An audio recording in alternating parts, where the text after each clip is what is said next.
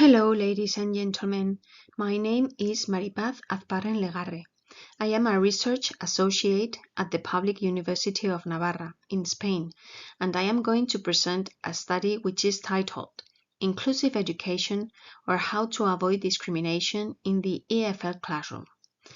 And to do so, I will follow the traditional structure of a presentation. Education is a basic human right and the base of a more just and equal society. And every individual should have access to it regardless their cultural background, abilities, gender, or religion. However, real inclusion rarely happens in classrooms, and the main reason seems to be teachers and the beliefs they hold about inclusion and inclusive teaching practices, since those beliefs condition what teachers do in classrooms. Teacher beliefs about inclusion have been researched scarcely in the English as a foreign language arena. For EFL instruction to become inclusive, a reconstruction of teachers' beliefs is needed first that leads to a change in the teachers' decisions and actions in the classroom. However, beliefs may be difficult to revert, and teacher education seems essential for teachers to adopt inclusive instruction voluntarily and on a regular basis. Therefore, this study aims to gain deeper understanding of what beliefs pre-service teachers may hold about inclusive education in the EFL classroom and the effect that a teacher education course can exert on them. The research questions that motivated this investigation are the following. How do EFL pre-service teachers conceptualize inclusion and diversity? What are pre-service teachers' beliefs about inclusion and diversity in the EFL classroom? And finally, what effects can a training course have on those beliefs? The context for this study was an EFL teaching program delivered by the researcher to students in the second year of the early childhood and primary education teaching degrees at a university in Spain. 3 two-hour sessions were devoted to working on the notions of diversity and inclusion. The participants were 50 students, of a total of 62 students who were enrolled in the course. 31 were female and 19 were male students, and they were all between 18 and 23 years.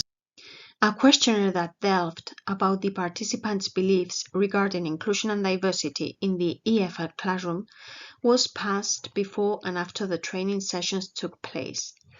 The questions were the same at both moments to investigate the evolution in the participants' beliefs.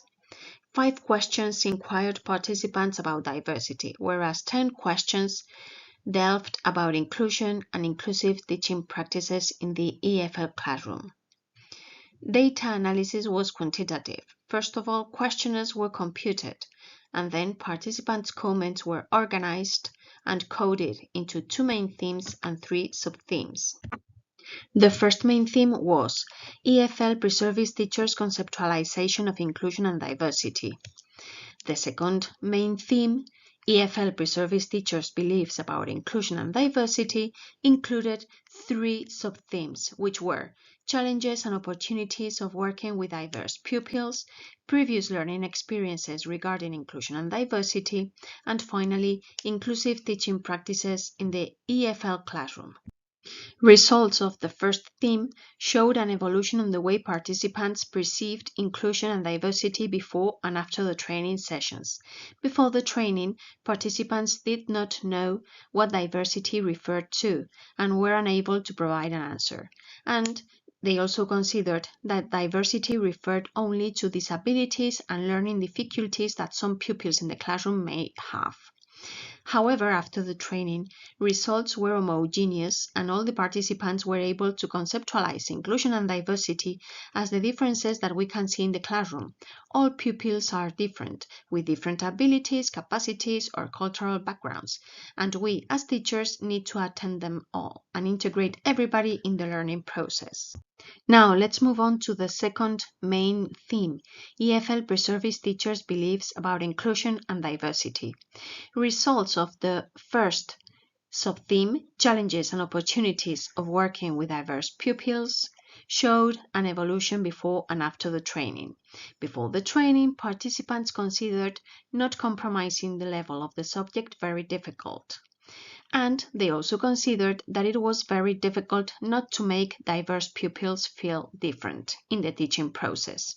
However, after the training, participants considered that inclusive education does not compromise the level of EFL. They also considered meeting all pupils' needs and making learning accessible to all a big challenge. And finally, they thought that being willing to make the effort of providing inclusive instruction was a challenge for teachers. Results of the second sub-theme, previous learning experiences regarding inclusion and diversity, also showed an evolution before and after the training. Before the training, participants had never experienced inclusive education in the EFL classroom when they were learners themselves.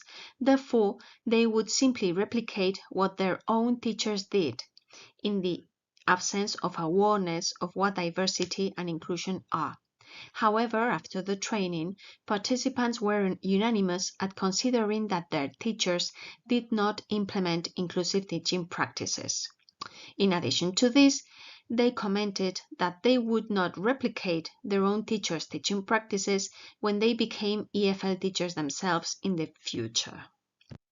And finally, results of the third sub-theme, inclusive teaching practices in the EFL classroom, also showed an evolution before and after the training. Before the training, participants had never considered the idea of implementing inclusion in the EFL classroom, and they were unanimous at ignoring how inclusive education could be conducted in the EFL classroom. However, after the training, participants were unanimous at considering that inclusive education needs to be implemented in the EFL classroom on a daily basis. And they were also able to develop a sense of best practices that included teamwork, projects, or the promotion of multiple intelligences and different cognitive abilities. Now, moving on to the discussion section regarding the first research question, how do EFL pre-service teachers conceptualize inclusion and diversity? This study has evidenced that participants did not know what diversity was, and they mainly considered that it was only referred to the group of pupils in a classroom that has cognitive disabilities and difficulties in learning. Regarding inclusion, participants were also unanimous at not knowing what inclusive teaching practices are, and their answers were based on intuition. In addition to this, participants had never thought about implementing inclusive instruction in the EFL classroom. Regarding the second research question, what are pre-service teachers' beliefs about inclusion and diversity in the EFL classroom? This study has evidenced that participants had never considered the idea of implementing inclusive instruction and still considered that diverse pupils were only those with difficulties in learning. Those beliefs had solid grounds on their previous learning experiences at school. The participants' preconceived beliefs about EFL teaching somehow perpetuated both the way the diversity and EFL instruction were conceived. And finally, regarding the third research question, what effects can a training course have on those beliefs? This study has evidenced that participants were able to undergo an inner process of reflection that allowed them to confront their preconceived beliefs about diversity and EFL teaching, and to rebuild them into new beliefs that both considered diversity and inclusive education. To conclude, we could say that the findings in this study raise awareness on the fact that pre-service teachers may be unaware of what inclusion and diversity are. In absence of that knowledge, their previous learning experiences may influence the way they approach EFL instruction, and they may tend to implement teaching practices that do not promote inclusion. This study has also evidenced that training pre-service teachers may contribute to shape those beliefs and may motivate them into becoming agents of change that venture in new realms to make EFL learning accessible to all. These are the references that I included in this presentation. And finally, I would like to thank you all for your attention. You have been a wonderful audience. Thank you so much.